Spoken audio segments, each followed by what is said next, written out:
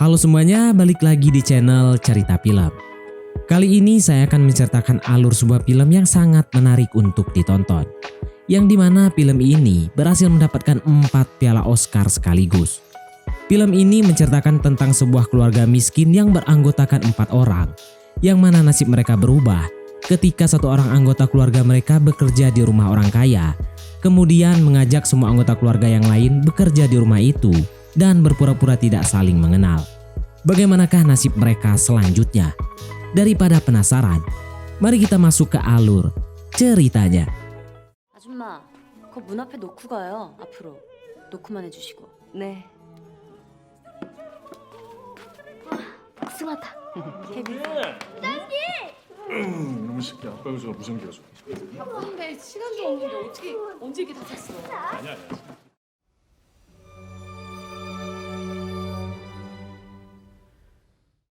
Di awal film, diperlihatkan keluarga Kim yang memiliki seorang istri mantan atlet bernama Chung Suk dan memiliki 2 orang anak bernama Ki-woo dan Ki-jung. Mereka adalah keluarga miskin yang tinggal di rumah semi basement yang tidak layak huni. Bahkan, mereka harus menelusuri tiap sudut rumah hanya demi mendapatkan sinyal dari wifi tetangga mereka. 진짜? 잡혔어? 잡히지? 이거 나안 잡히지? 일로 바싹 올라와봐. Keluarga Kim ini hanya mengandalkan pekerjaan serabutan. Dan hari itu, mereka mendapatkan pekerjaan untuk melipat kotak pizza. Sekalipun hasilnya membuat sang pemilik toko kecewa dan memotong 10% dari upahnya, namun mereka tetap bersyukur dan merayakannya. 일부 핸드폰은 그 재개통 그리고 쏟아지는 와이파이를 축하하며 자. Bersamaan dengan itu, teman Ki-woo bernama Min Hyuk datang mengunjungi Ki-woo. Min Hyuk memberikan hadiah berupa sebuah batu yang menurut Min Hyuk, batu tersebut bisa mendapatkan kekayaan. 꽉 차 있는 상태입니다. 근데 특히 이 돌은 가정에 많은 재물운과 합격운. Setelah sedikit melakukan perbincangan kepada keluarga Kim, Min Hyuk menawarkan kepada Ki-woo untuk menggantikan dirinya menjadi seorang guru les private bahasa Inggris di sebuah rumah milik keluarga yang kaya raya, dikarenakan Min Hyuk akan pergi ke luar negeri untuk berkuliah di sana. Karena Ki-woo ini sudah kelamaan menjadi beban keluarga, ia pun tanpa pikir panjang langsung menerimanya.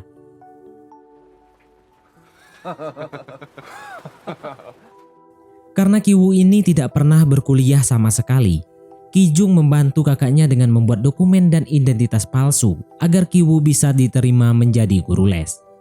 Keesokan harinya Ki-woo datang ke rumah tempat dia akan mengajar. Sesampainya di sana, Ki-woo langsung takjub dengan kemewahan rumah tersebut. Di sini, ia disambut oleh seorang pembantu bernama Moon Guang yang bekerja di rumah itu. Tak lama, sang pemilik rumah bernama Yu Jong datang menemui Ki-woo, dan Ki-woo langsung menyerahkan berkas lamarannya. Tapi Yu Jong tidak terlalu memperdulikan dokumen yang diperlihatkan oleh Ki-woo.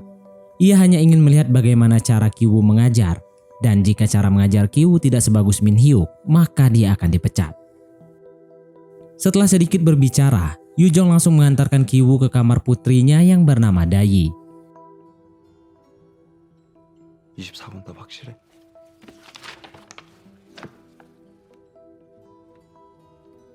만약 지금 실전 수능이고 이게 첫 문제였으면 넌 시작부터 완전 엉킨 거야. 전체를 어떻게 치고 나가는 거, 장악하는 거. 거기만 관심 있다. Tak disangka, ternyata Ki-woo mempunyai kemampuan yang sangat bagus dalam mengajar. Yu Jong pun sangat puas dengan kinerja Ki-woo sebagai guru les private dari putrinya. Di ruang tamu, Yu Jong sedikit menceritakan tentang anaknya yang bernama Dasong.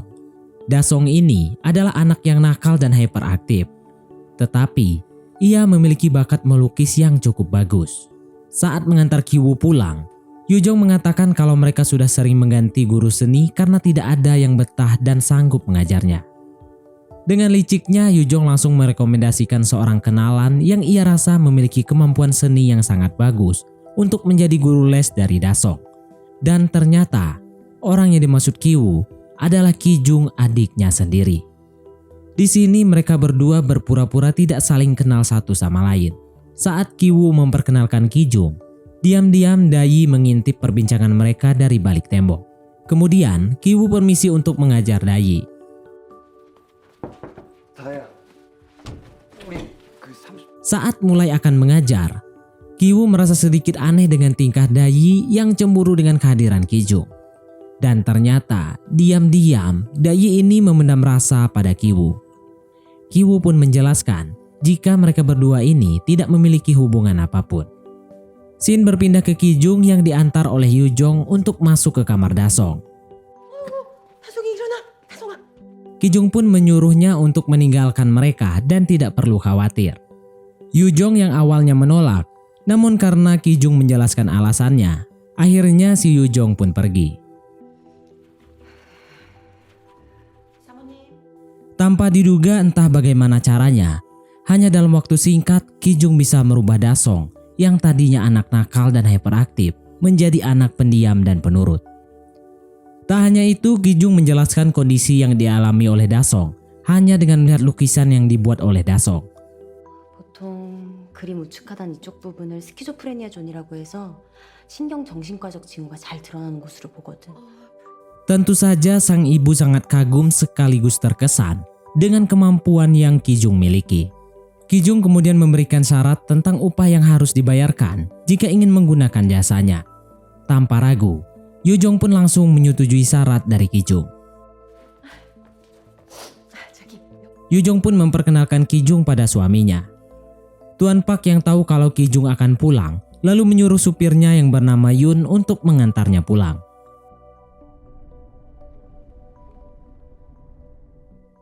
Dalam perjalanan pulang, Ki-jung melepaskan celana dalamnya dan diselipkan pada bagian lantai mobil.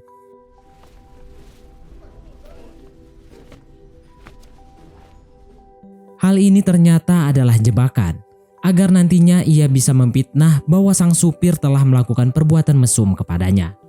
Keesokan harinya, karena kakak beradik ini sudah bisa menghasilkan uang, Ki-woong dan Ki-ju mengajak orang tua mereka untuk makan di sebuah restoran. Saat makan, Ki-woo penasaran dengan apa yang telah dilakukan oleh Ki-jung hingga membuat Yu-jong sangat tersentuh. Ternyata semua itu hanya dilakukan oleh Ki-jung hanya bermodalkan googling dan kejeniusannya dalam mengarang. Keesokan harinya, sesuai yang direncanakan oleh Ki-jung, Tuan Park menemukan celana dalam wanita di bawah kursi mobilnya. Ia pun langsung menceritakan hal itu kepada istrinya dan langsung memecat sang supir. Ternyata Ki-jung mendengar percakapan mereka dari balik tembok. 우리까지 수준 떨어질 순 없잖아. 그러니까. Saat pulang, Yu-jong memberitahukan bahwa sang supir akan segera dipecat. Kemudian Ki-jung yang pura-pura tidak tahu apa-apa, dengan liciknya memberikan rekomendasi supir yang menurutnya sangat berpengalaman dan sopan. Sesuai dengan rencananya, ayahnya lah yang akan direkomendasikan dan dia berpura-pura bahwa orang tersebut adalah supir pamannya dulu.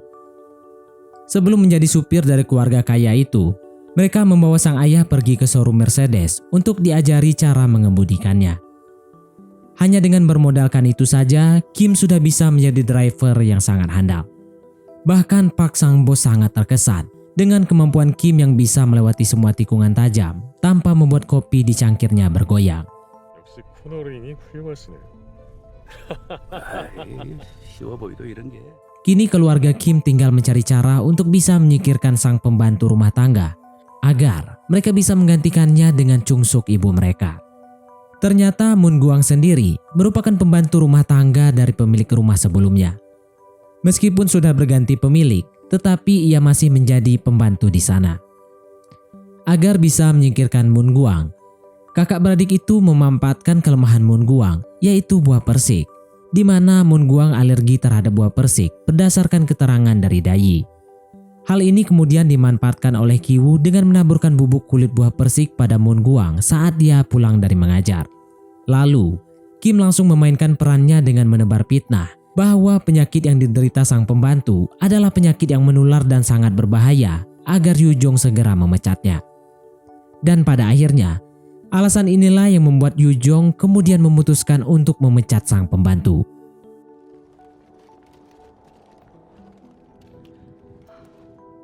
Sesuai dengan rencana mereka, kini Chung-suk sang ibu berhasil menjadi asisten rumah tangga di keluarga itu.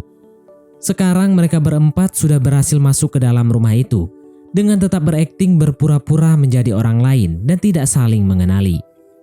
Semuanya berjalan dengan lancar dan keluarga Park tidak mencurigai mereka sedikit pun. Namun Dasong mengatakan kalau Kim, Chung Suk, dan Ki Jung memiliki aroma yang sama. Hal ini membuat mereka panik, dan keesokan harinya mereka pun mendiskusikan hal tersebut. Mereka masih bingung dengan asal dari aroma itu karena mereka sudah menggunakan sabun mandi yang berbeda. Dan rencananya mereka akan meninggalkan rumah yang mereka tempati saat ini, yaitu rumah semi basement yang memang memiliki aroma seperti itu. Kemudian Shin pun berpindah ke keluarga Park yang akan pergi berkemah untuk merayakan ulang tahun Dasong.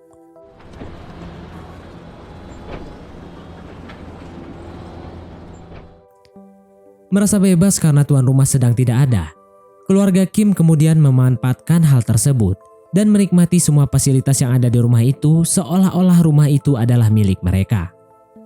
Menjelang hari gelap, mereka berempat minum-minum dan mabuk-mabukan di ruang tamu. Saat sedang asik berpesta ria, tiba-tiba terdengar suara bel berbunyi.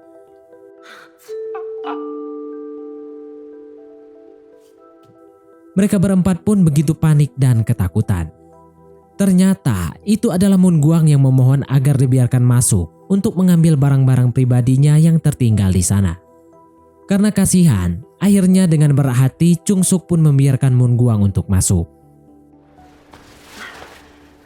죄송합니다.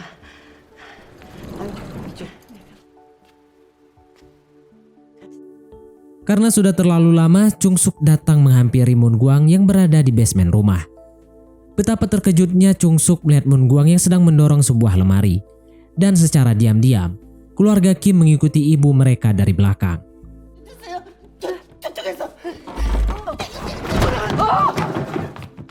Dan tak diduga ternyata di balik lemari itu terdapat sebuah ruangan rahasia. Moon Gwang pun langsung memasuki ruangan tersebut dengan memanggil-manggil nama seseorang dan Chung Suk pun mengikutinya.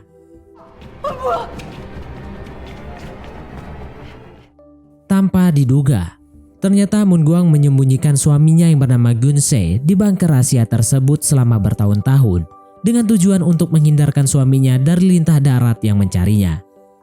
Moon Gwang pun memohon agar tidak melaporkan hal ini pada keluarga Park. 저희는 불우해요. 저희 집도 없고 돈도 없고.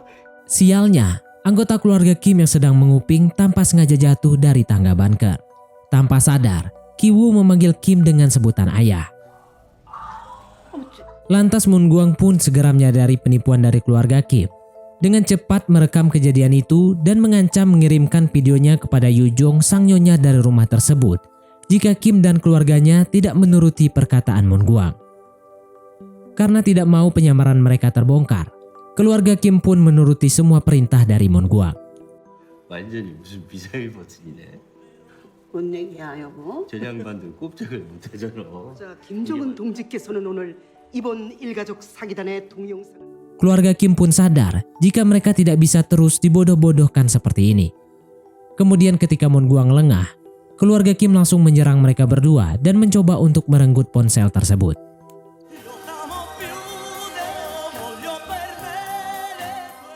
Saat Ki Woo berhasil merebut ponsel itu, tiba-tiba telepon rumah berbunyi. Ternyata, telepon itu berasal dari Yu Jong yang memberitahukan jika mereka tidak jadi berkemah dan akan segera pulang ke rumah karena cuacanya sangat buruk. Tentu hal ini membuat keluarga Kim menjadi panik dan berusaha sebaik mungkin untuk menyembunyikan segala kekacauan yang telah terjadi. Mereka menyembunyikan Gunsi dan Moon Gwang di dalam bunker, sembari Chung Suk menyiapkan makanan untuk keluarga Park.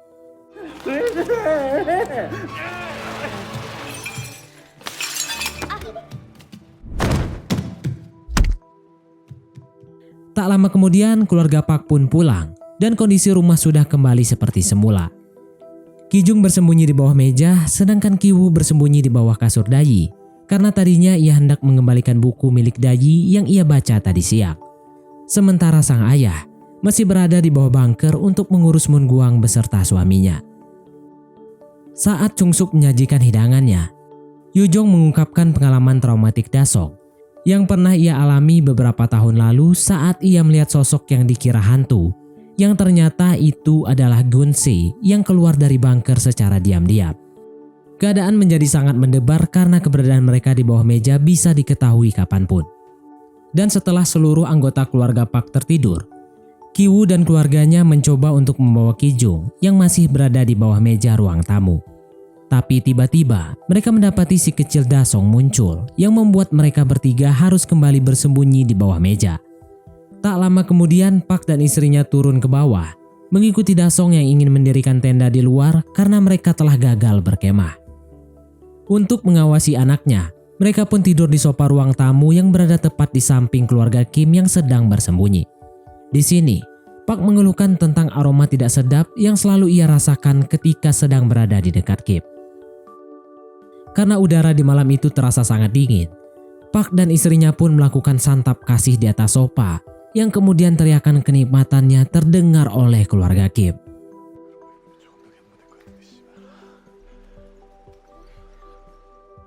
Ketika keluarga Park sudah tertidur lelap, keluarga Kim langsung mencoba keluar dari meja itu.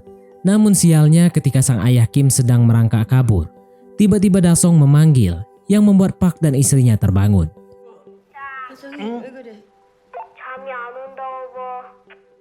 Tapi untungnya, Park dan sang istri tidak melihat Kim yang ada di sana dan kembali tidur.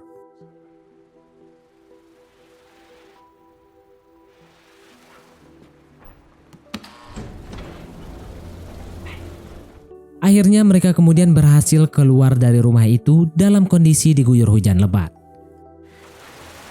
어떻게 됐어?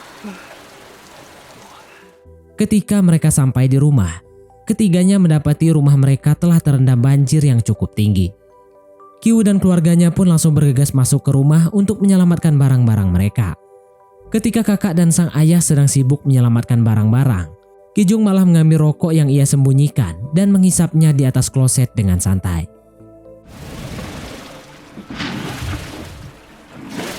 Karena banjir semakin parah, mereka pun terpaksa mengungsi di sebuah bangunan olahraga bersama pengungsi yang lain.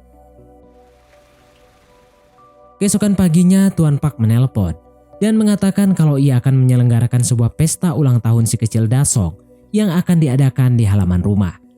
Sementara itu, keluarga Park meminta Chung-suk dan Kim untuk melakukan persiapan.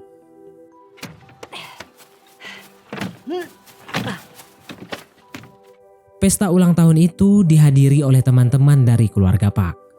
Bukannya ikut ke dalam pesta itu, Ki-woo dan Da-yi malah menghabiskan waktu berdua saja di dalam kamar. 나랑 놀자.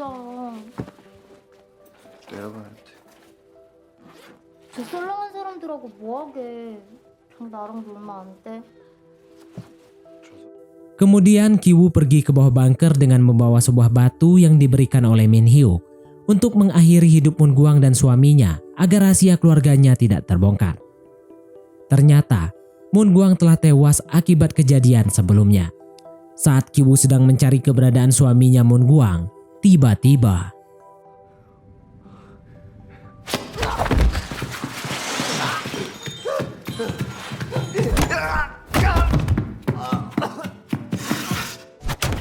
Ki-woo pun akhirnya tergeletak di lantai bersimpah darah. Setelah menghabisi Ki-woo, Gun-si mengambil sebuah pisau dan pergi menuju halaman rumah tempat acara ulang tahun itu dirayakan.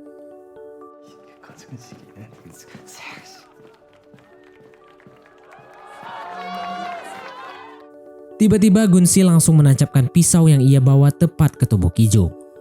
Melihat hal tersebut, Kim sang ayah langsung mencoba menghentikan pendarahan putrinya itu. Sementara Chung-suk sang ibu mencoba menghabisi Gun-si.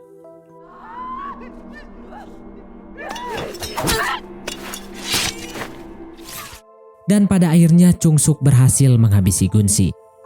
Tuan Park yang panik berusaha meminta kunci mobil dari Kim yang terlihat begitu terpukul karena kondisi Ki-jung dan berbagai kerusuhan yang terjadi di sekitarnya. Kim berusaha melempar kunci mobil itu, namun kunci itu jatuh di belakang Gun-si yang sekarat.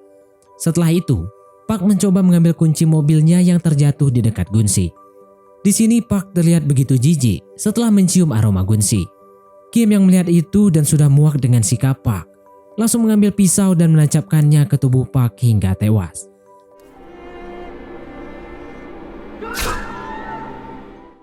Setelah itu, Kim pun langsung menghilang bak di telan bumi.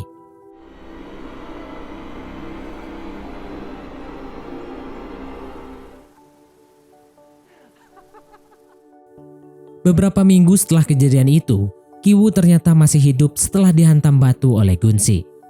Meskipun berhasil selamat, tapi Ki-woo mengalami gagar otak yang membuatnya terus-terusan tertawa di berbagai situasi.